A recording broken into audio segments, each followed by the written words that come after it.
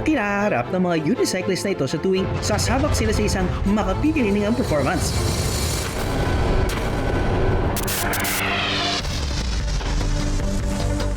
At ngayong umaga, sasamahan pa rin nila ito ng paglalaro ng basketball.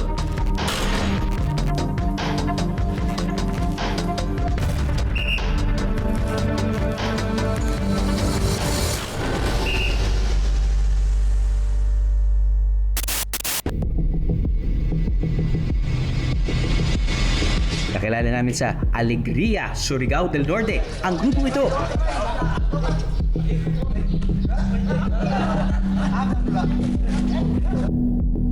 Mahilig naman daw talaga silang mag-basketball.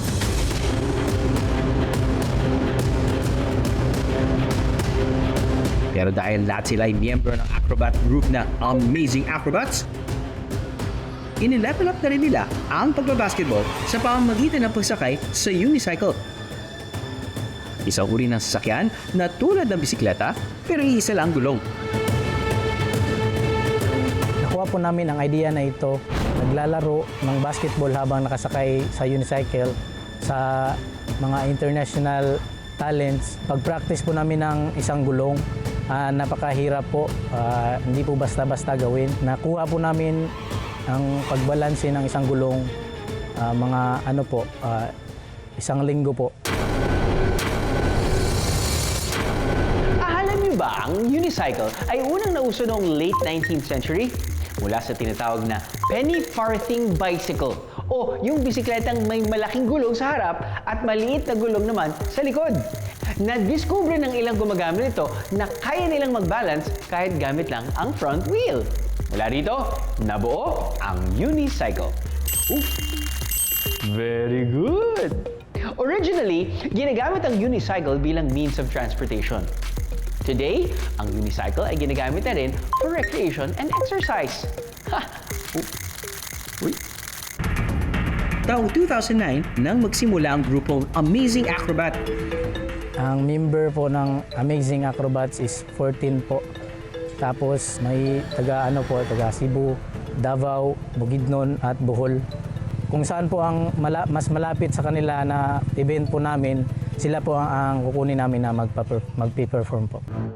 Madalas ay sa mga barangay fiesta o mga event sa iba't ibang lugar sila nagtatanghal. Bali, aabot po ang aming buong performance ng mahigit 3 oras. Ito po ay nahati sa 4 na bahagi. Yung una po, pyramid buildings. Dito po natin masusubok yung talagang galing nila. Meron po silang ladder balancing, blocks balancing, foot ladder balancing, chair balancing.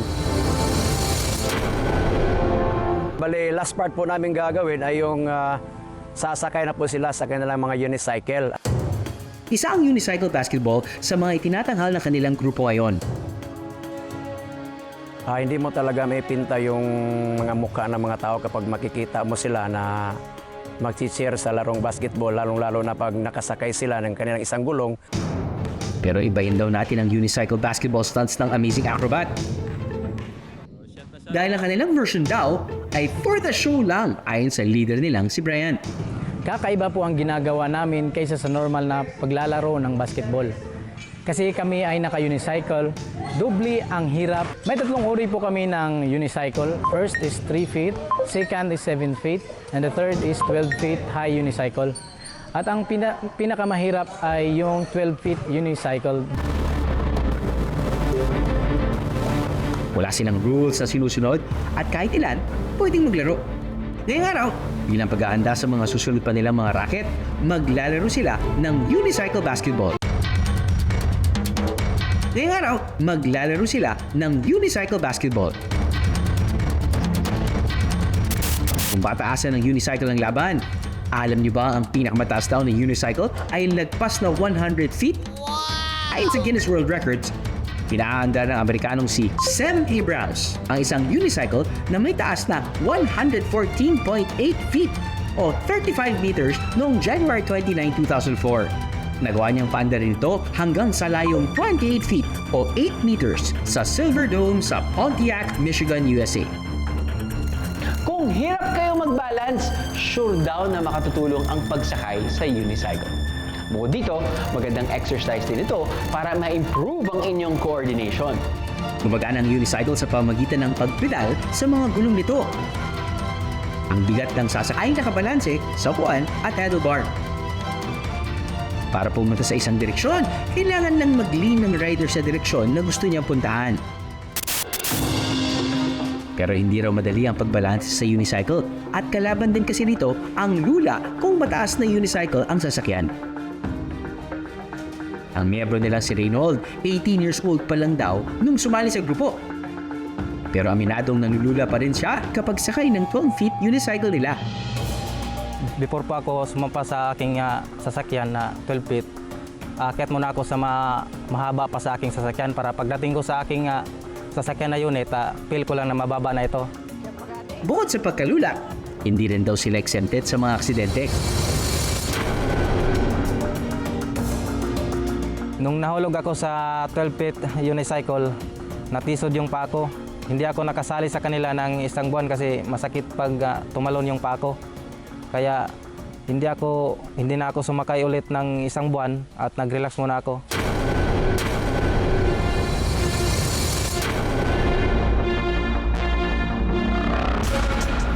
Kaya naman matagal na panahon ang inilalaan ng bawat miyembro para ma-perfect ang stunt nila. Bilang paghahanda sa iba pa nilang mga show, i-demo nila sa atin ngayon kung paano laruin ang unicycle basketball. Kasali ang 8 miyembro ng grupo na mahahati sa 2 teams. Pero bago ito, nag-warm up muna ang grupo.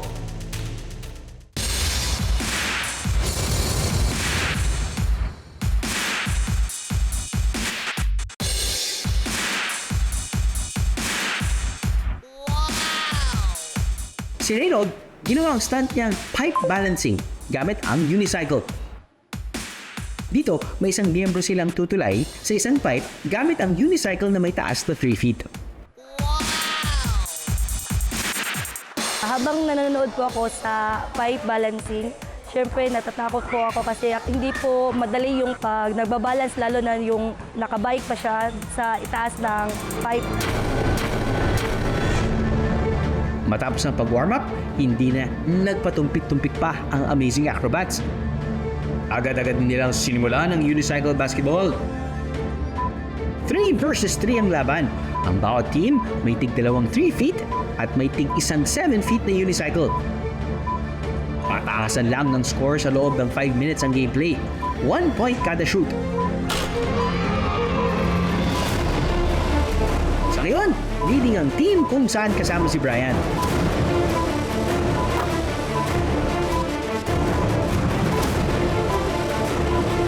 Sa huli, nanalo pa rin ang team ni Brian. Sa putong to, nakisali na rin si Reynold na siyang sakay sa 12 feet na unicycle. Dahil mas pataas ang unicycle na ito, mas kabado rin ang mga nanonood.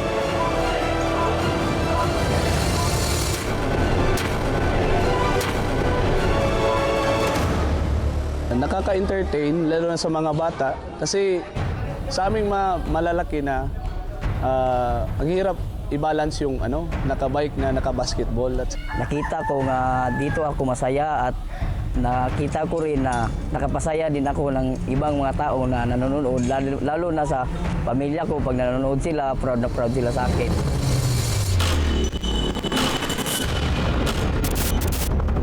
Madali man daw matutuhan ang pagsakay sa unicycle, mas mainam na manood na lang muna. Dahil sa bawat padyak, katumbas nito ay mahabang panahon ng pagsasanay para makapaglaro ng mas masaya at mas ligtas. Aka,